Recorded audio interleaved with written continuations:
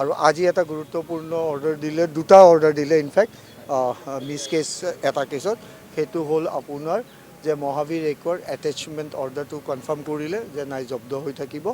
আৰু ছেকেণ্ড দিলে যে ফ্ৰিজিং অফ দ্য 6 একাউণ্ট, অৰ্থাৎ attachment of the 6 bank account সিদ্ধাৰ্থৰ গোটেইখিনি কৰেক্ট হৈ থাকিব, বেংকত এটেচ কৰা হ'ল। আৰু তাতে জজৰ এটা গুৰুত্বপূৰ্ণ ভাল মই ভাবোঁ উল্লেখ কৰিছে যে এই জুবিন গাৰ্গটো নাই, কিন্তু তেওঁৰ ডিচিজ ফেমিলি আছে, তেওঁৰ কিট এণ্ড কিন আছে, তেওঁৰ ট্ৰাষ্ট আছে। তো সেইখিনি পইচা যদি আমি প্ৰুভ কৰিব পাৰোঁ ক্ৰাইমটো তেওঁ কমিট কৰি এইখিনি পইচা জুবিনৰে হয়, তেতিয়াহ'লে যদি জুবিনে পায় এইখিনিত লগাব পাৰিব। আটাইকেইটা একাউণ্ট সিদ্ধাৰ্থৰ নামত হয়, 6টা সিদ্ধাৰ্থৰ নামত ডাইৰেক্ট একাউণ্ট নাছিল, ভায়েকৰ নামত আছিল আৰু তেওঁৰ নিজৰ কোম্পানীৰ নামত আছিল।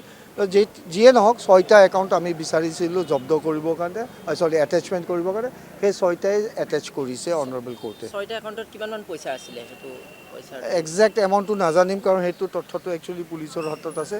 আমি যিমানেই আছে সেইখিনিয়ে সুধিছোঁ, কাৰণ কিয় সময় সাপেক্ষে ইণ্টাৰেষ্টটো বাঢ়ি থাকে, তো এমাউণ্টটো ভেৰিয়েশ্যন হৈ থাকিব। সেইকাৰণে এমাউণ্টটো একজেক্টলি মেনশ্যন কৰা হোৱা নাছিল, কিন্তু ৰাফ আন্দাজ মতে চাম গুড ক্ৰ'জে থাকিব।